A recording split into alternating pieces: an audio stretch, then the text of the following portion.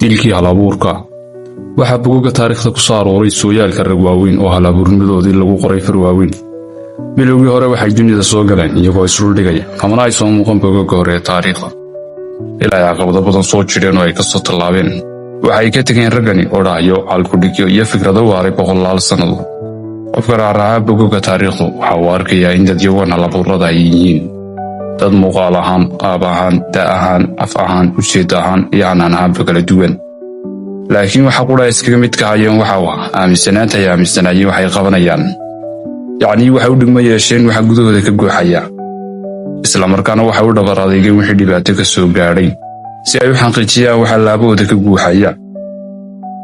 waxay ahaayeen rag aan u dheg jalaqsiinin waxay dadku kala yihiin ee jeesjeeska iyo waddakalixinta ahaa. waayo waxay doonayeen inay jeexaan wadda adag, waxaana ay go'aansadeen inay dusha u ritaan dhibkeeda.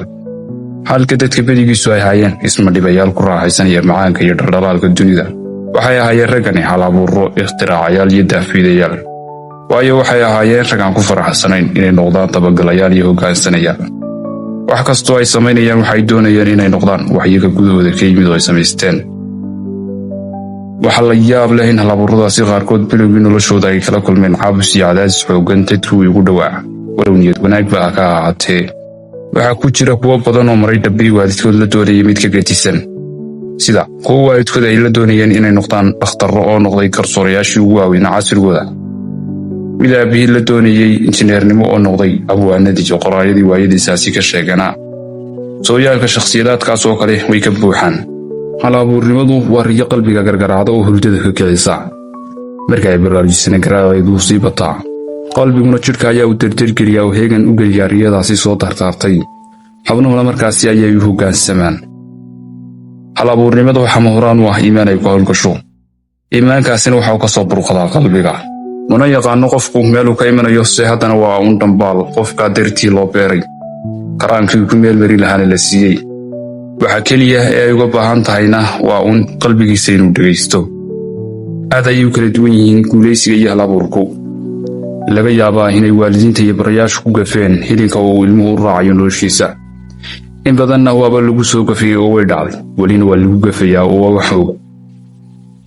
haddii aanay jiri lahayn rabitaanka uu ilaahay ka leeyahay halabuuradaasi iyo iimaanka uu geliyey dhambaaladaasi waafajiyey ee ay ku dhegan yihiin waxay gudahooda ka dareemayaan iyo sidoo kale dhawaaqa dhalanka ay gudahooda ka yeedhayaan. bulshooyinkeennu haba yaraatee maanay helin halabuur ah oo cusub, qarnino qarni kale kama aan u gedisnaadeen. ikhtiraacyo uunka anfacana lama sameeyeen, odhaahyo iyo falal sooyaalku wariyana lama arkeen. sidaasna ummad indhala ayaaynu ku noqon lahayn.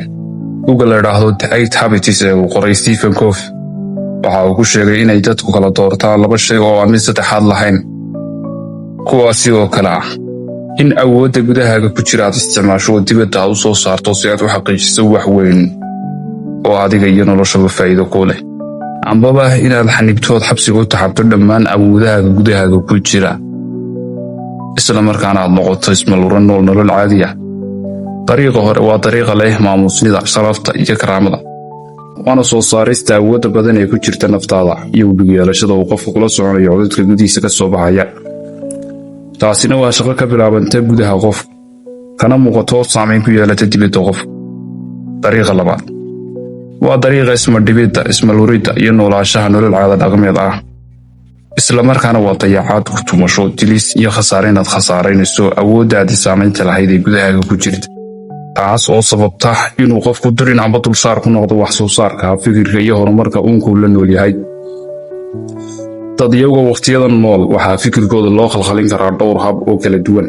hababkaasi waxaa ka mid ah inaad hilmaamsiiso kartidiisa oo aad ka dhigto mid aan dhaadanin aqoontiisa iyo kartidiisa, iyadoo aad gaadhsiinayso heer uu kala garan waayo waxa uu samaynayo inuu iimaan iyo qanaaco buuxda ku qabo iyo in kale, in doorisiisa uu ku samaynayo iyo in lagu khasbayo, inuu fiican yahay waxa uu samaynayo iyo in kale, in dadka oo samaynayo uu arkay oo uu iska gawaaraacay iyo in kale, in xoog iyo xeelad uu leeyahay uu ku samaynayo iyo in kale.